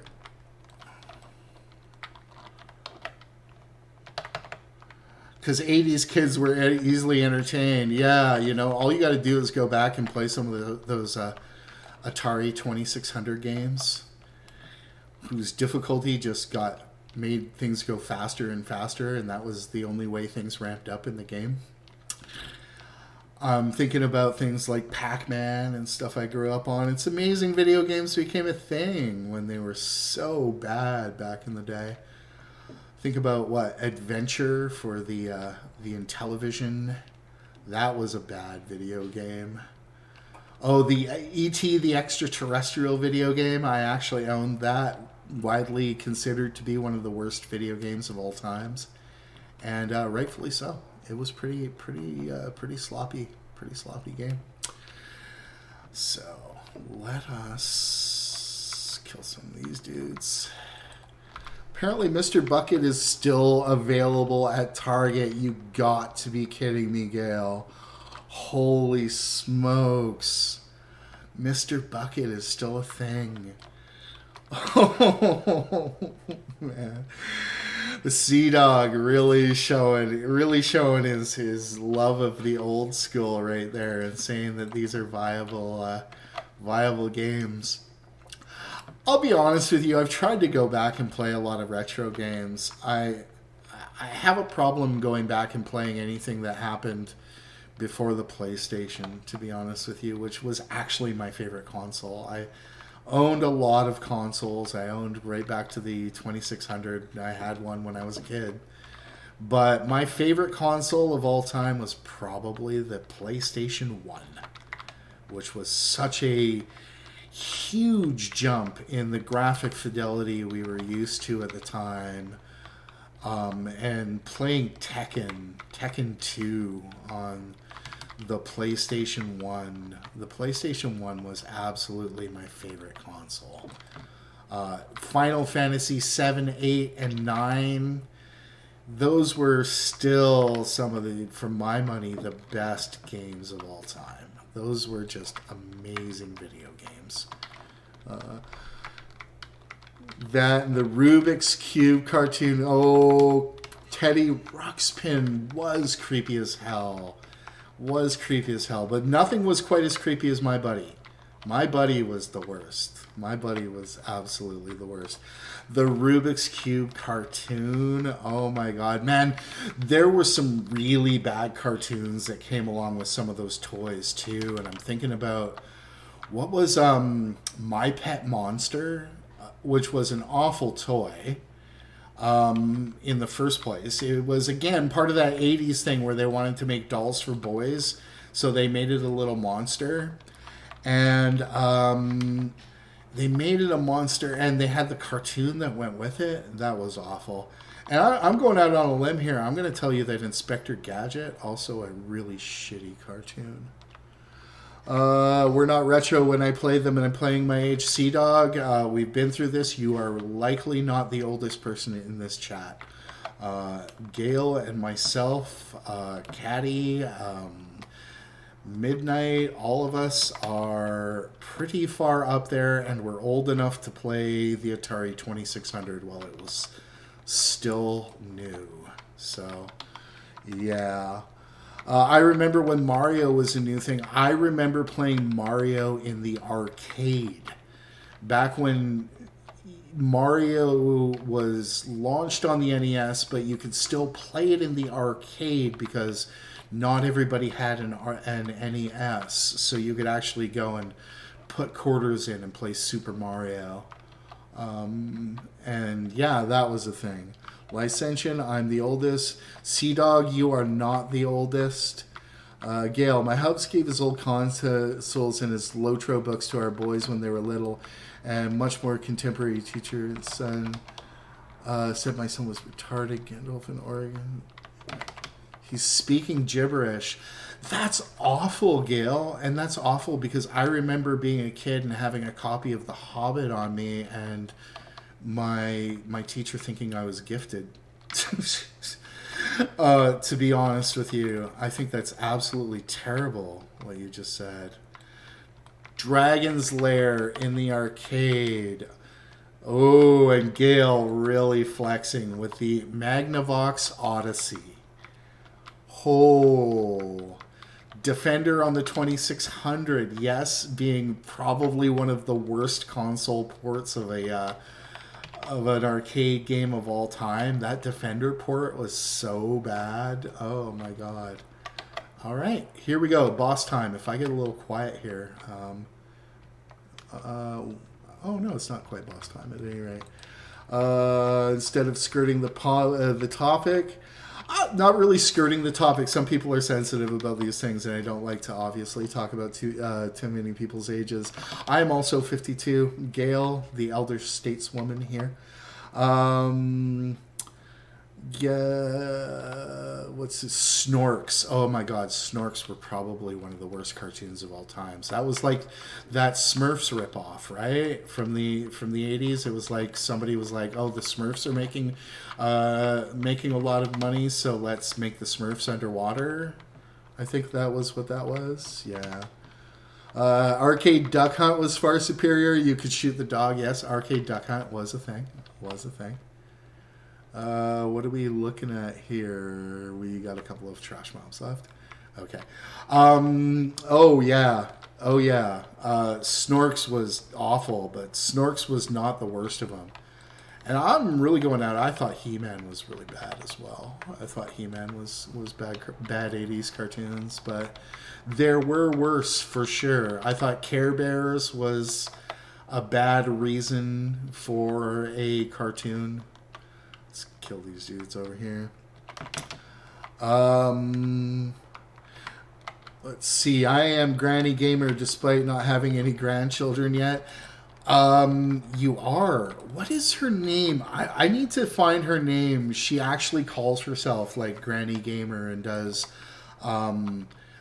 videos on YouTube. Specifically, she does some Guild Wars and some Skyrim content, and her content, her Let's Plays are really good. Really good. Like, very watchable stuff, you know, and she doesn't lean on the fact that she's older. She just, again, really enjoys these games. Jace and the Wheeled Warriors. I don't remember that one, but one I do remember was what, Gem and the Rockers or whatever. It was the one where they were the rock band. That was really bad. Licentian 64. Licentian may indeed be the oldest person here. That's crazy. Gem and the Holograms. Yes. Gem and the Holograms. Yes. Let's see. Thundar the Barbarian. The Vectron console. Vectron, was it Vectron or Vectrex? I remember the one that you're talking about. That what it had was little colored panels you would put over the screen for any given game to denote where the whatchamacallits, where like the scores and stuff were, etc. Absolutely. Those little handheld football games, I had one. I put blisters on my thumb with my handheld football game. And oddly enough, I hate football. So there we really have the irony of it. I will play a video game based on sports that I do not enjoy. I played a whole lot of NHL 95. I played hockey very little when I was a child. Let's see. And when a classmate gave his presentation in college on a TRS-80, we were all astonished. Funny story about that. I was one of the first people lucky enough to have a computer in their house. And the reason why was my mother was at university, so she was raising my brother and I and going to university as a single mother. But she brought home a Apple II at one point, and we actually had one in our house, and it was incredible. And I was 10 years old teaching myself how to program BASIC. It was absolutely astonishing. But yeah, that's not something that we really had a whole lot of access to, and most of my friends were pretty impressed by that. The other bonus was I got to bring a sheep's brain to show and tell one time, so that got me over better than the better than the computer. He-Man was probably one of the best of the worst. I love Transformers, and they made the movie. I was scared for life. I'm gonna really expose myself at this point, Brant. I went and saw the Transformers movie in the theater, and I was so shocked when Optimus Prime died. Spoilers, by the way, for those of you guys who have not seen the very old Transformers movie. But I actually went and saw that. My friend and I decided to go and see that instead of Aliens, which I probably should have gone to see Aliens, to be honest with you. Yes, it was awful. Mask was probably one of the absolute worst. Absolutely. Mask was the attempt to replicate G.I. Joe, right? I had an Intellivision as well. Intellivision was the first console in the house. Then got a rip-off Atari 2600 after that. And then for a few years, I discovered girls and gave up video games until I discovered that there were girls who liked video games. And then PlayStation. Commodore 64 was my first computer. I was lucky enough to have been gifted one of those that I used for a word processor in my 20s. Yeah, I learned programming on a North Star word grain cabinet with dual 10-inch floppies. That's fantastic. I had a friend who made lots of money creating games for the Apple II. There were some pretty cool old games for the Apple II. There weren't, I mean, obviously not great by today's standards, but I mean, I remember Lode Runner. I lost a fair bit of my life to Lode Runner. Yeah. Bill Gates, who said he couldn't imagine why anyone would need more than 140K, right? I mean, that was among the stupidest things he ever said. Well, guys, I think this is going smoother. I think we're all playing a whole lot better. There we go. Let's retro tech. Well, you know, now that we've all dated ourselves, we're gonna have to represent proudly as the non-zoomers of the Guild Wars 2 community. We'll have our little retirement home here. It'll be perfect. So let's stack a little might. Get you guys up here.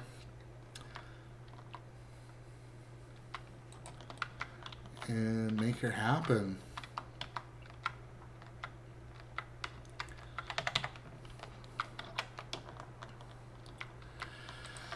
Oh, rebound, you so crazy. All right, up the hill. This is where things got bad. I'm nervous. Everybody should be nervous.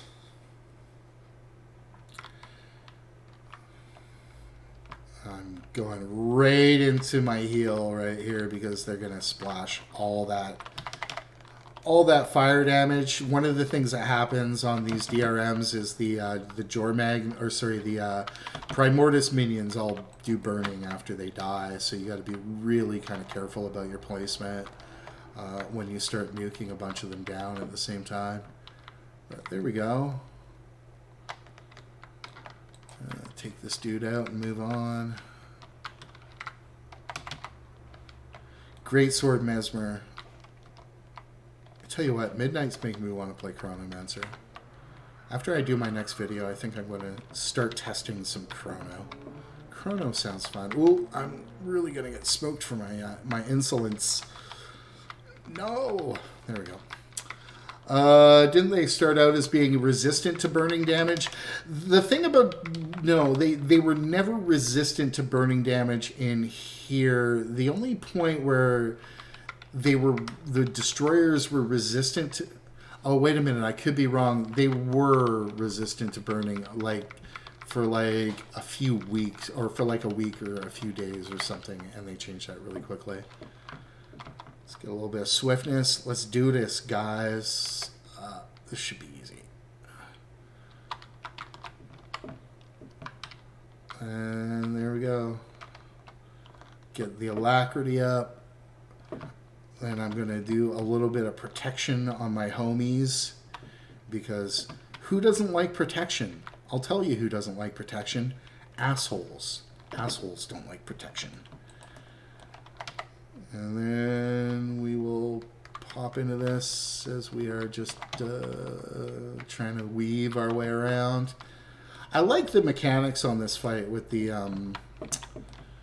tornadoes. I always thought those were really good. There we go. Oh my God, go guys. We're going to do it. We're going to do it. It's going to happen. Just going to keep everybody alive, and we should have this in pretty short order. Thanks to my homies, Licentian, Midnight, and Caddy, really doing it. Oh, Midnight pumping the big damage on the Mirage there. And there we have it. Contrasted with last week, I think we did better. I don't know about you guys, but I think that went really well. For like the first 10 to 14 days, if I recall correctly. Yeah, I took a Mirage right in there and got, the pun intended, smoked. Why can't I hurt them?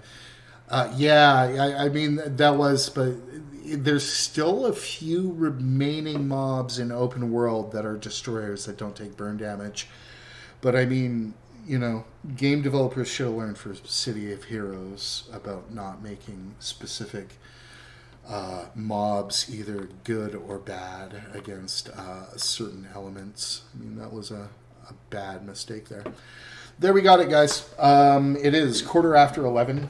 I have to, at this point, get outside. What I'm going to be doing today is propping up a wall. Winter is coming, as they say in George R.R. Martin novels, and I am worried about one of our walls dividing our property, blowing down in the wind coming up. So we're going to be bracing that with some steel pipes today, which is about the most boring thing I think I could have said today. But yeah, we're going to be mixing concrete and stuff. Very exciting. From a guy who gets lost at the hardware store. So, that said, had a whole lot of fun. Thank you guys. Thank you to the circus freaks out there, as we call you. And I just, again, want to thank you guys for just kind of hanging out. I love these Saturday morning sessions. They are going to be doing it for a while. Going to be doing them for a while. And video this week, I promise. Said that last week and the week before. Probably the week before that.